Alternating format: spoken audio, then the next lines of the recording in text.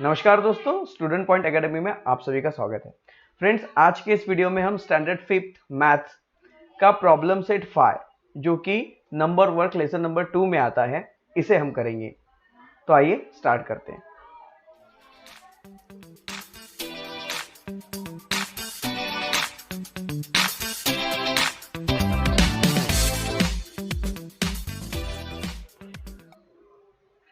So students, आपने हमारे channel को अभी तक सब्सक्राइब नहीं किया है या फिर आप इस चैनल पर नए हैं तो प्लीज़ सब्सक्राइब अवर चैनल। अगर आप चाहते हैं कि हम आपके सभी सब्जेक्ट के वीडियोस इस चैनल में लेकर आए और आपकी पूरी स्टडी करवाएं तो आपको इस चैनल को सब्सक्राइब करना बहुत ज़रूरी है।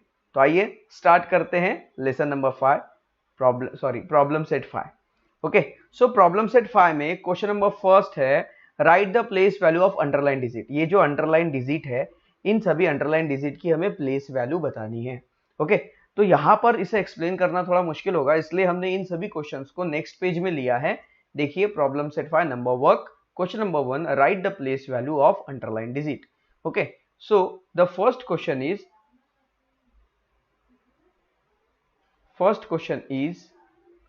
78,95,210। ओके, और इसमें अंडरलाइन नंबर है 7। ओके, तो यहां लिखेंगे the underline digit is 7. okay, and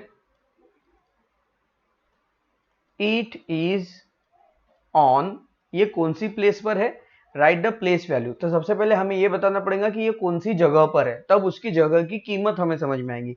पहले हमें ये बताना पड़ेगा कि कौन सी प्लेस पर है, फिर उसकी वैल्यू हम लिख पाएंगे। तो अंडरलाइन डिजिट कौन सा है, 7 है। The underline digit is 7 and it is on unit, tens, 100, 1000, 10,000, lakh, 10 lakh। It is on 10 lakh place.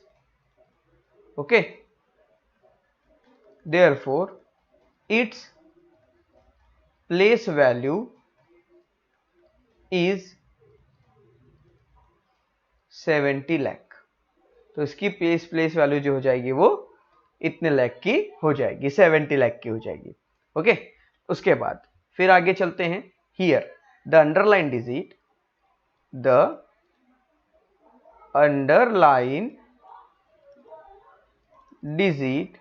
Is 4। Underline digit कौन सा है, 4 है, और उसकी वैल्यू क्या है, प्लेस वैल्यू। ओके, तो सबसे पहले हम देखेंगे कौन सी प्लेस पर है। एंड इट्स प्लेस, उसकी जो प्लेस है वो है unit, tens, 100, 1000, 10,000, lakh। It's place is lakh। उसकी प्लेस लाख की है, 10 लाख की नहीं, सिर्फ लाख की है, या फिर 1 लाख आप लिख सकते हैं। Therefore its place value is 4 lakh. तो उसकी वैल्यू जो होगी वो 4 लाख की होगी। उसके बाद look here number third question में क्या है, unit, tens, 100, 1000, 10,000। Unit, tens, 100, 1000, 10,000, lakh, 3,52,000। Okay, 749। Underline digit है 5, तो लिखेंगे underline digit is 5। okay, underline digit is 5 and it's on 10,000 place, 10,000 place। therefore its place value is 50,000। इसकी जो प्लेस वैल्यू होंगी वो कितनी की होंगी, 50,000 की होगी। उसके बाद यहां पर देखिए अंडरलाइन डिजिट क्या है भाई, underline digit is 0। Okay, it is on unit place. Okay, its place value is 0। तो ऐसा लिखेंगे, इसकी प्लेस वैल्यू जो है वो 0 की है। अब 0 कहीं पर भी हो उसकी प्लेस वैल्यू 0 की होती है। ओके, उसके बाद 5, यहां पर देखिए unit, tens, 100, 1000, 10,000, lakh, 10 lakh. Underline number जो है ये 9 है और इसकी प्लेस वैल्यू क्या है, यूनिट, 10, 100, 1000, 10,000, इसकी प्लेस वैल्यू 10,000 की है। ओके, TTH 10,000 की है, तो लिखेंगे अंडर, फिर से लिखते हैं underline digit is 9 and its place is, इसकी प्लेस क्या है, 10,000 की है,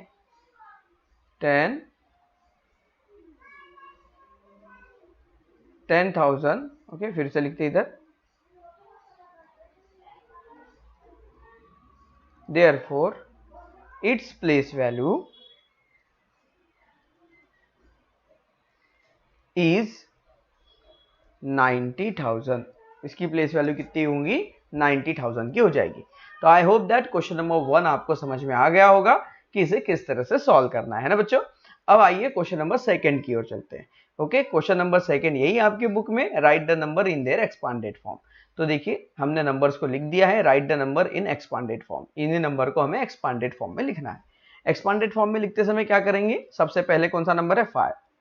5 के बाद कितने डिजिट है, 1 2 3 4 5 6, तो इसमें 6 जीरो लगा देंगे, 1 2 3 4 5 6, फिर प्लस लगाएंगे, फिर क्या है, 6 दिया हुआ। ओके, 6 दिया हुआ है।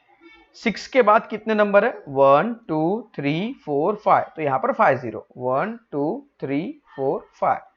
अब यहां पर देखिए 5 के बाद 6 जीरो है, 6 के बाद यहाँ 5 जीरो, यहाँ पर 6 जीरो होते, यहाँ पर 5 जीरो होते, तो यहाँ पे 4 आएंगे, फिर 3 आएंगे, फिर 2 आएगा, फिर 1 आएगा।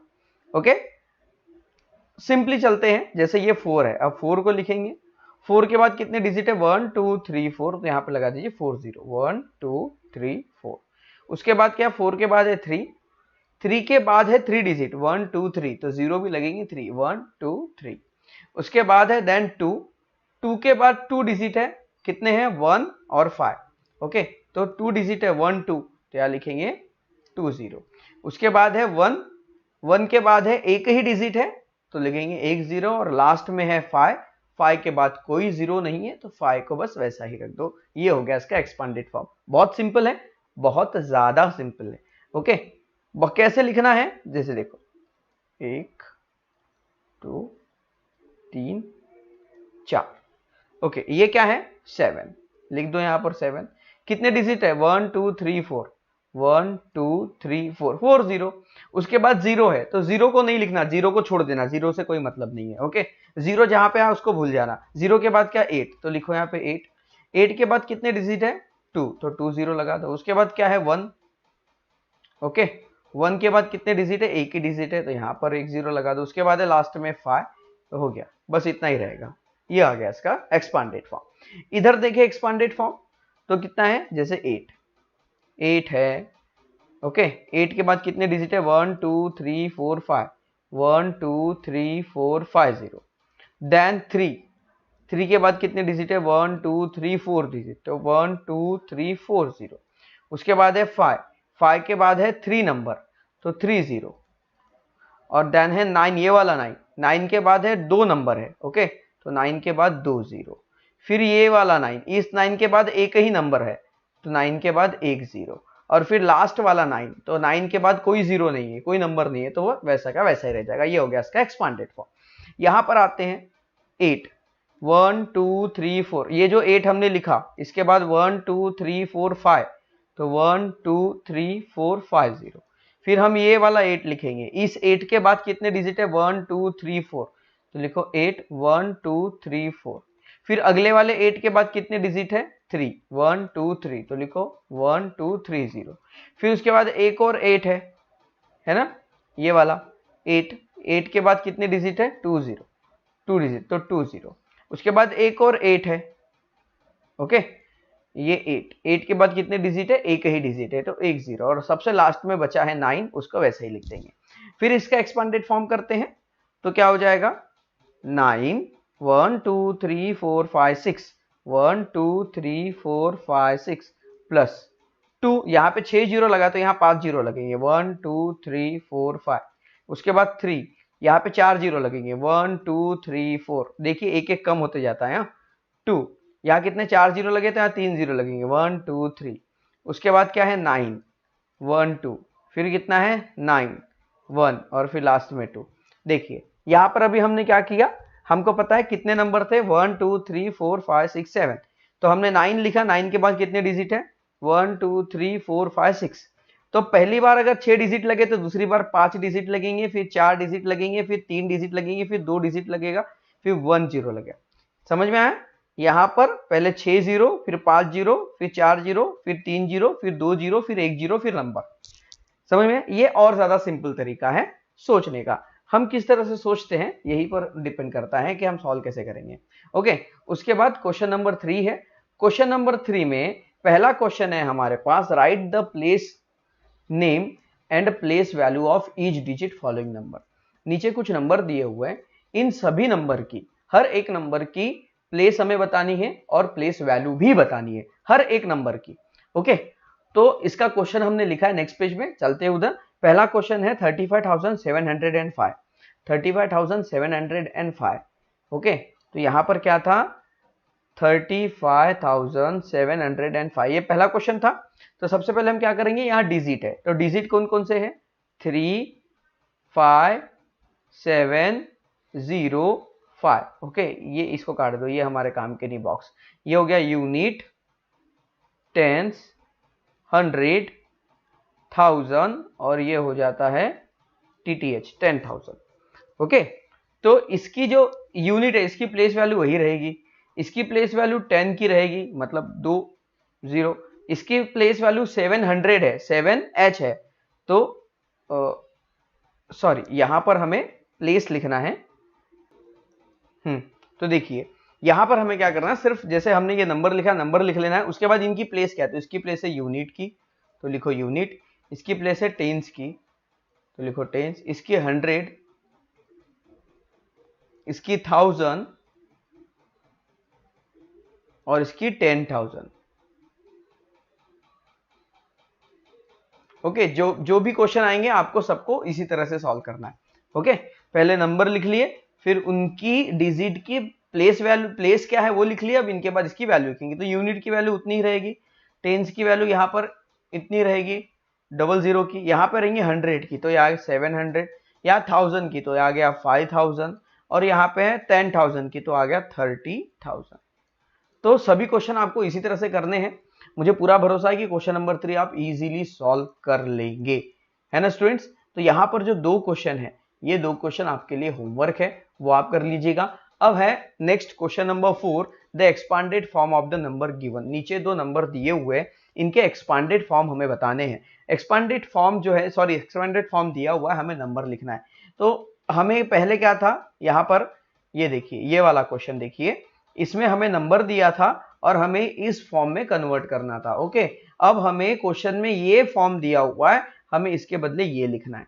तो आइए सॉल्व करते हैं, और ये तो सबसे सिंपल है, बहुत इजी होता है, बस इसमें ध्यान रखना होता है जीरो का। ओके, वैसे उसमें कोई दिक्कत नहीं है, ठीक है। यूनिट, टेंस, 100, 1000 और ये 10,000, ये बराबर चल रहा है नंबर, कोई दिक्कत नहीं है।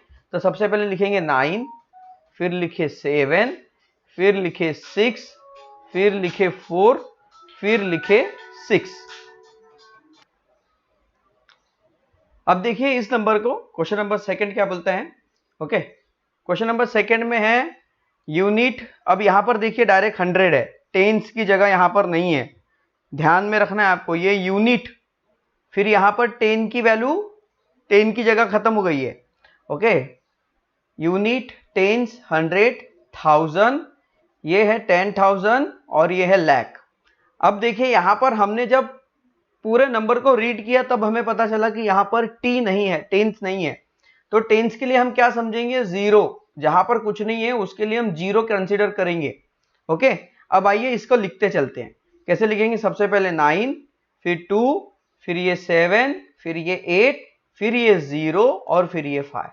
तो ये क्या यूनिट, टेंस, 100, 1000, 10,000, 10,000 और लाख, 9,27,805 इस तरह से। ओके, अब आइए थर्ड वाले को देखते हैं। देखिए यूनिट, टेंस, 100, 1000, 10,000, लाख और ये है 10 लाख। तो ये बराबर है, बस हमें नंबर लिखते हुए चलना है। 2, 3, 6, 9, 5, 1, 7, बस इस तरह से होगा। अब यहां पर देखिए, यहां पर यूनिट नहीं है, यहां पर यूनिट नहीं है और टेंस भी नहीं है। यूनिट, टेंस, ये आ गया 100, 1000, 10,000, लाख।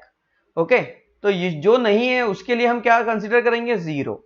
जीरो तो लिखिए 7, 8, 4, 5, 0, 0। इस तरह से आपको ये लिखना होगा, इसका आंसर ये होगा।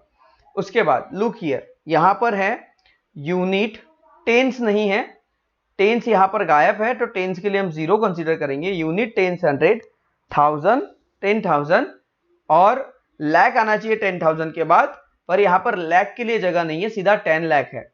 तो यहां पर लाख के लिए हम जीरो कंसीडर करेंगे। तो लिखिए 8, फिर ये लाख के लिए 0, फिर ये 10,000, यहां इसका 5, फिर इसका 1, ओके, ये इसका 6 और फिर 0 एंड 9। तो ये नंबर बन जाएगा 8051609। यूनिट, 10, 100, 1000, 10,000, लाख, 10 लाख आ गया बराबर 10 लाख। इस तरह से इसे आपको लिखना है और बहुत सिंपल है students. So I hope that ये जो प्रॉब्लम सेट है, प्रॉब्लम सेट नंबर 5, ये आपको अच्छे से समझ में आ गया होगा। ओके, इसे लिखना कैसे है ये तो हमने बता दिया। ये वाले क्वेश्चन को क्या करोगे आप, क्वेश्चन 1 लिखोगे, ये पूरा लिखोगे और सीधा लिखोगे ऐसा answer.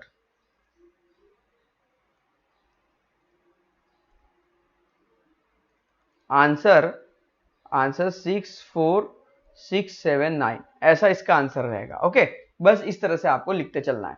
So I hope that ये वीडियो आपको जरूर पसंद आया होगा और जो हमने पढ़ा है वो समझ में आ गया होगा। अगर वीडियो अच्छा लगा तो वीडियो को लाइक कर दो, चैनल को सब्सक्राइब जरूर कर दो। तो मिलते हैं अगली वीडियो में अगली एक्सरसाइज के साथ, तब तक के लिए बाय बाय।